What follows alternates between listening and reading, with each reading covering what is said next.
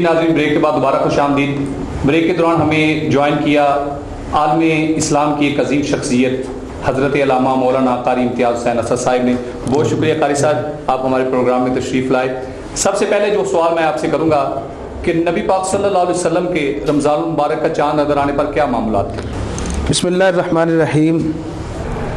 آپ نے سوال کیا تھا کہ نبی پاک صلی اللہ علیہ وسلم کے معمولات کیا تھے جب چاند نظر آتا تھا۔ جی، حضرت ابو جعفر رضی اللہ تعالیٰ عنہ اس حدیث پاک کے راوی ہیں کہ نبی پاک صلی اللہ علیہ وسلم جب چاند مبارک دیکھتے تو ارشاد فرماتے تھے کہ اے لوگو آؤ مل کر دعا کریں۔ سبحان دعا کیا کیا کرتے تھے؟ دعا کرتے تھے کہ اے اللہ اس ماہ مقدس کو ہمارے لیے امن والا بنا دے، ایمان والا بنا دے، سلامتی والا بنا دے، اور اس ماہ مبارک میں ہمیں زیادہ سے زیادہ قرآن مجید کی تلاوت کرنے والا بنا دے، اور ہمیں اس کے روزے رکھنے کی توفیق عطا فرما، اور ہمیں نماز مکمل کرنے کی توفیق عطا فرما۔ حضرت جناب ابو ہریرہ رضی اللہ تعالیٰ عنہ فرماتے ہیں کہ جب رمضان المبارک کا چاند نظر آتا تھا تو حضور صلی اللہ علیہ وسلم فرماتے کہ آج شیاطین کو جکڑ دیا گیا اور جنت کے دروازوں کو کھول دیا گیا، جب تک اس ماہ مبارک کی تکمیل نہیں ہوتی تب تک ایک بھی جنت کا دروازہ بند نہیں ہوگا۔ اور اس کے برعکس حضور صلی اللہ علیہ وسلم نے فرمایا کہ دوزخ کے دروازے بند کر دیے جاتے ہیں۔ دوزخ کے دروازے بند اس وقت تک رہتے ہیں جب تک یہ ماہ مکمل نہیں ہو جاتا۔ نبی مکرم صلی اللہ علیہ وسلم نے فرمایا کہ منادی ہر رات ندا دیتا ہے، جب چاند نظر آتا ہے اس وقت سے لے کر اس کا چاند ختم ہونے تک ہر رات منادی ندا دیتا ہے۔ اللہ تعالیٰ کی طرف سے اعلان کیا جاتا ہے کہ آؤ مجھ سے بخشش طلب کرنے والے، میں تمہیں بخشش عطا فرماؤں، کوئی ہے جو مجھ سے مانگے میں اس کو عطا فرماؤں۔ چنانچہ اسی ضمن میں حضرت جناب سلمان فارسی رضی اللہ تعالیٰ عنہ آپ بھی روایت فرماتے ہیں کہ جب چاند طلوع ہوا کرتا تھا تو حضور صلی اللہ علیہ وسلم فرماتے تھے کہ اے لوگو تمہارے پاس وہ مبارک مہینہ آ گیا جس کی ایک ایک گھڑی میں اللہ تعالیٰ نے برکتیں رکھ دی ہیں، اس کی ایک ایک گھڑی میں اللہ نے برکتیں رکھی۔ اور دوسرے نمبر پہ حضور صلی اللہ علیہ وسلم فرماتے کہ اس میں اس ماہ مقدس میں ایک ایسی رات آ رہی ہے جو 1000 مہینوں سے بھی زیادہ افضل و اعلیٰ رات ہے۔ چنانچہ حضرت سلمان فارسی رضی اللہ تعالیٰ عنہ فرماتے ہیں کہ نبی پاک صلی اللہ علیہ وسلم نے فرمایا کہ یہ مہینہ غمخواری کا مہینہ ہے، ایک دوسرے سے ہمدردی کا مہینہ ہے، اور یہ صبر کا مہینہ ہے، صبر کی اللہ تعالیٰ نے جزا جنت رکھی ہے۔ حضور صلی اللہ علیہ وسلم نے فرمایا کہ اے سلمان اس مہینے میں اللہ تعالیٰ نے 3 عشرے رکھے، تینوں عشروں میں اللہ تعالیٰ نے تینوں عشروں میں علیحدہ علیحدہ اپنی طرف سے رحمتیں اور برکتیں رکھیں۔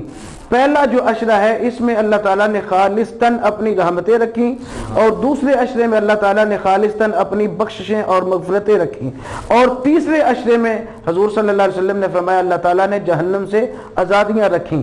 مگر یہ نصیب کس کو ہوں گے؟ یہ نصیب تو اس کو ہوں گے جو اس ماہ مبارک کی قدر کرے گا۔ سبحان اللہ، سبحان اللہ۔ بہت شکریہ قاری صاحب، بڑا خوبصورت آپ نے اور مدلل جو ہے وہ جواب ہمیں عنایت کیا، اور پوری دنیا کو رمضان المبارک کے بارے میں پتہ چلا۔ میرا دوسرا سوال آپ سے یہ ہے کہ رمضان المبارک کے جو روزے ہیں وہ کن افراد پہ فرض ہیں اور کون کون سے لوگ اس سے مستثنا ہیں؟ قرآن مجید میں جو ارشاد فرمایا گیا ہر ذی عاقل اور بالغ پر اللہ تعالیٰ نے روزے فرض قرار دیے، جتنے بھی مسلمان ہیں وہ خواہ مرد ہو یا عورت ہو، اور جو مستثنا ہیں مریض اور مسافر لوگ، اللہ تعالیٰ نے ان کو مستثنا رکھا قرآن مجید میں۔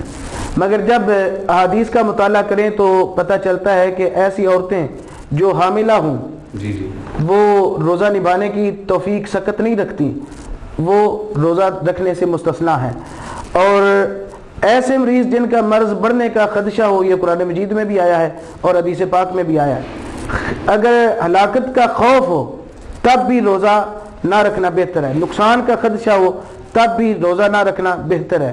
جہاد میں مجاہد کو استثناء حاصل ہے، اگر وہ رکھ لے تو بہتر ہے، نہ رکھے تو اس پر کوئی شرعی عذر نہیں آتا۔ اسی طرح اگر عقل زائل ہونے کا خدشہ ہو، کسی بندے کا بلڈ پریشر اپ ہو جاتا ہے یا نارمل سے نیچے آ جاتا ہے، ڈاؤن ہو جاتا ہے، تو دونوں صورتوں میں اگر اس کو کوئی خوف ہو کہ میری بیماری جو بڑھ نہ جائے تو علماء نے یہ متفقہ طور پر یہ فیصلہ کیا ہے کہ بلڈ پریشر کا مریض روزہ رکھنے سے استثناء رکھتا ہے. اسی طرح ڈائبیٹ کا مریض یعنی شوگر کا مریض جس کی شوگر بہت زیادہ بڑھتی ہے یا بہت زیادہ لو ہوتی ہے اس کے لیے بھی علماء اکرام نے متفقہ طور پر اجماعی طور پر یہ مسئلہ واضح طور پہ بیان کیا ہے.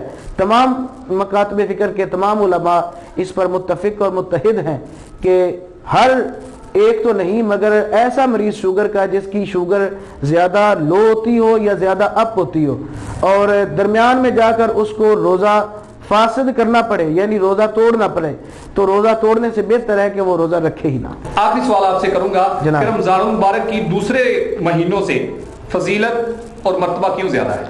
اس لیے کہ اللہ تعالیٰ نے قرآن مجید میں ارشاد فرما دیا کہ انا انزلناہ فی لیلۃ القدر.